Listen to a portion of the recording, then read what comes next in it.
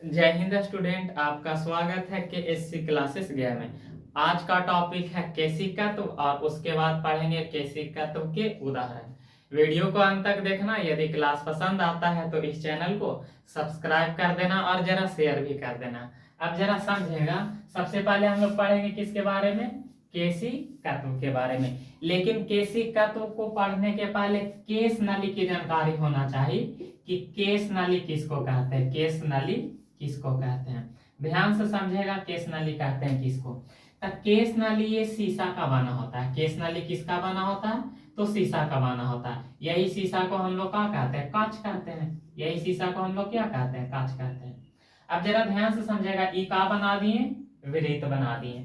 और ई वृत्त की ये चारों तरफ जो है ना, इसी को कहते हैं परिधि। इसको किस नाम से जानते हैं? परिधि के नाम से। अब बीचवा वाला को क्या कहते हैं? इसको कहते हैं केंद्र। अब जरा यहाँ देखेगा, ई हो गया केंद्र। अब केंद्र और परिधि के बीच की दूरी को क्या कहते हैं? त्रिज्या कहते हैं। केंद्र और परिधि के बीच की दूरी को क्या कहते हैं? त्रिज्या। समझ में आया? वृत्त के केंद्र और परिधि के बीच की दूरी को क्या कहते हैं? तो त्रिज्या कहते हैं। अब जरा यहाँ ध्यान से देखेगा, केश नली कौची के बनल होता है? तो केश नली शीशा का बना होता है। और केश नली शीशा का बना होता है, लेकिन इसका त्रिज्या का होता है, इसका त्रिज्या कम होता है। और जब त्रिज्या कम होगा तो ओकरे का कहेंगे? केश नली कहेंगे। और ई जो होता है ये खोखला होता है। खोखला ये कैसा होता है? तो ये खोखला होता है। खोखला। और खोखला होने के कारण इसको कहते हैं नली। खोखला होने के कारण इसको क्या कहते हैं? खोखला। ये खोखला होने के कारण इसको क्या कहते हैं? नली। नली को ही हम लोग बोलचाल के भाषा में कहते हैं पाइप। अब जरा ध्यान से देखेगा। अच्छा बताओ, ये तो वृत्त के केंद्र हो गया, यहाँ से यहाँ तो कुछ ना कुछ त्रिज्या होगा। अब यहाँ देखेगा, यहाँ से यहाँ तो कुछ ना कुछ त्रिज्या होगा। तब बताओ, एकर त्रिज्या का है? ज्यादा और एकर त्रिज्या का है? कम। तो अभी तुरंत बताएं कि जिसका त्रिज्या कम होगा वो क्या कहलाएगा? केश नली कहलाएगा। तो ई केश नली होगा? नहीं होगा। क्यों नहीं होगा? क्योंकि इसकी त्रिज्या का है? ज्यादा है। केश नली समझ में आया? केश नली क्या है? तो केश नली शीशा का बना होता है और ये बहुत पतला होता है। मतलब एक त्रिज्या का होता है? कम होता है। और ये खोखला होता है। और खोखला होने का कारण उसको क्या कहते हैं? नली कहते हैं। अब जरा समझेगा, इसमें मान लेते हैं दरार रखें। इसमें कहा रखें? दरार। अब दरार रखें तो दरार या तो ऊपर जाएगा, और ऊपर जाएगा और उसके बाद नीचे भी तो आ सकता है। आ सकता है या नहीं? अब जरा समझेगा, केश नाली में यदि दरार ऊपर चढ़ रहा है या नीचे आ रहा है तो इस घटना को क्या कहेंगे? केशिकत्व। क्लियर हुआ? सबसे पहले केश नली किसको कहते हैं? तो केश नली एक शीशा का पाइप होता है या नली होता है जिसका त्रिज्या बहुत का होता है? कम। अब केश नली में यदि दरार ऊपर चढ़ेगा तो उसको भी केशिकत्व कहेंगे। और केश नली में यदि दरार नीचे आएगा तो उसको भी क्या कहते हैं? केशिकत्व कहते हैं। क्लियर हुआ या नहीं? अब जरा समझेगा, यहां ध्यान से देखेगा। एक तो ये बना दिए, ये का लाएगा? ये का लाएगा? केसी केश नली। अब एक ये बना दिए, ये केश नली। अब जरा समझेगा, इसमें भी दरार है और इसमें भी का दरार है। अब बताओ, यहां से एक बात याद रखना कि एक का त्रिज्या ज्यादा है और एक का त्रिज्या कम है? कम है। मतलब ये केश नली कैसा है? चौड़ा। और ये पतला है, यानी ये केश नली का है पतला। एक त्रिज्या कम है तो एकर केश नली का है? पतला। तो यहां से एक बात यही याद रखना कि जिसका केश नली चौड़ा होगा उसमें दरार चढ़ेगा, ऊपर जाएगा, लेकिन वो दरार की गति का होगा। मतलब दरार कम ऊपर जाएगा, ज्यादा से ज्यादा यहां तक दरार पहुंच सकता है। लेकिन जिस केश नली का त्रिज्या कम होगा यानी पतला होगा तो उसमें दरार अधिक दूर तक जाएगा।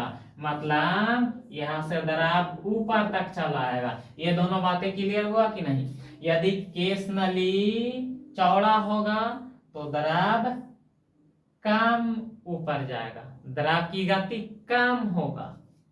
यदि केश नली पतला होगा तो उसमें दरार की गति अधिक होगा। ये दोनों पॉइंट क्लियर हुआ? हुआ या नहीं?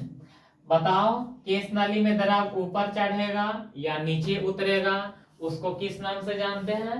तो उसको केशिकात्व के नाम से जानते हैं। उसके बाद यदि केश नाली चौड़ा है तो उसमें द्रव की गति का होगा कम। अब बताओ बाबू, द्रव की गति कम होगा तो कम ऊपर जाएगा। अब केश नाली जो पतला होगा, केश नाली जो पतला होगा उसमें द्रव की गति अधिक होगा, और द्रव की गति अधिक होगा इसका मतलब वो द्रव बहुत ऊपर तक चला जाएगा। बताओ केश नली किसको कहते हैं? तो केश नली शीशा का बना होता है, अब उसके बाद वो खोखला होता है, उसका त्रिज्या का होता है कम होता है, उसको क्या कहेंगे? केश नली। अब केश नली में यदि द्रव ऊपर जाएगा या द्रव नीचे आएगा उसको क्या कहेंगे? केशिकात्व कहेंगे। अब यहाँ से दो तरह के पॉइंट बनता है, जरा दोनों समझेगा, ध्यान से देखिएगा बोर्ड पे। ई है बर्तन, और ये बर्तन में हम भर दिए बाबू पूरी तरह से पानी भरल है, इसमें पूरी तरह से क्या भरा हुआ है? तो इसमें पूरी तरह से पानी है। अब उसके बाद ये भी एक बर्तन है और इसमें पूरी तरह से क्या भर दिए हैं? तो इसमें भरल है पारा, इसमें क्या भरल है? तो इसमें पारा भरल है। अब जरा दोनों समझेगा, इसमें भी एगो केश नली डाल दिए, इसमें भी एगो का डाल दिए? तो केश नली डाल दिए। उसके बाद इसमें भी एगो का डाल दिए तो केश नली डाल दी, इसमें भी एक का डाल दिए केश नली डाल दी। अब तो केश नली जब बोल रहे हैं तो इसमें तो समस्या नहीं होना चाहिए। अब यहाँ से एक बात याद रखना, ये तो शीशा के बनल होता है, यानी इस शीशवा को पानिया का देता है? भिंगा देता है, ये भिंगा देगा, पानी शीशा को भिंगा देता है। लेकिन पारा शीशा को भिंगाता है तो शीशा को नहीं भिंगाता है। अब जरा समझेगा, सबसे पहले ये बातें क्लियर हुआ, शीशा को पानी भिंगा देगा, इसीलिए यहां से द्रव ऊपर की ओर बढ़ेगा। बताओ पारा केश नली को भिंगाता है? नहीं, इसीलिए इसमें पारा ऊपर की ओर चढ़ेगा? नहीं चढ़ेगा। दोनों बातें क्लियर हुआ। सवाल जब पूछ देगा कि केश नली को यदि पारा के द्रव में डुबाया जाए तो पारा ऊपर जाएगा? नहीं। काहे नहीं जाएगा? क्यों? क्योंकि पारा केश नली यानी शीशा को भिंगाता है नहीं, इसी के कारण यहाँ से पारा ऊपर जाएगा, केश नली में नहीं जाएगा। उसके बाद पानी केश नली को भिंगा देता है, इसी वजह से पानी केश नली से ऊपर की ओर जाता है। ये दोनों पॉइंट क्लियर हुआ या नहीं? अब हम लोग पढ़ेंगे केशिकात्व के उदाहरण। अब हम लोग किसके बारे में पढ़ेंगे? तो अब हम लोग पढ़ेंगे केशिकात्व के उदाहरण। अब इसको जरा ध्यान से समझिएगा, क्या पढ़ेंगे बाबू? तो पढ़ेंगे केशिकात्व का उदाहरण। और यहाँ से भी आपके एग्जाम में सवाल खूब पूछा जाता है, केशिकात्व के उदाहरण पढ़ेंगे। अब जरा ध्यान से समझेगा। सबसे पहला उदाहरण, ब्लॉटिंग पेपर का नाम सुना है? ब्लॉटिंग पेपर, ध्यान से समझेगा। ब्लॉटिंग पेपर, ये ब्लॉटिंग पेपर पर यदि स्याही को डाला जाता है, ब्लॉटिंग पेपर पर स्याही, ब्लॉटिंग पेपर पर यदि स्याही को डाला जाता है तो ये स्याही को क्या कर लेता है? तो सोख लेता है। स्याही को क्या कर लेता है? सोख लेता है। स्याही समझता है इंक को क्या कहते हैं? स्याही जो मरकरवा में डाला जाता है बाबू, यही स्याही को यदि ब्लॉटिंग पेपर पर डालेंगे तो स्याही को ब्लॉटिंग पेपर क्या कर लेता है? सोख लेता है। पहला एग्जांपल याद हुआ? सवाल पूछेगा ब्लॉटिंग पेपर स्याही को सोख लेता है, किसके कारण? तो केशिकात्व के कारण। उसके बाद अगला याद रखना, लालटेन। लालटेन तो देखा होगा, लालटेन ना, तो लालटेन वाला गाना सुना है? सुना होगा। एक समय ये बहुत पॉपुलर गाना था, एक समय की बात है। अब जरा ध्यान से सुनेगा, लालटेन और भी, अब जरा ध्यान से सुनेगा, लालटेन या लैंप, लालटेन या लैंप। ये लालटेन या लैंप में जो तेल होता है, ये तेल ऊपर की ओर चढ़ता है, किसके कारण? तो केशिकात्व के कारण। क्लियर हुआ?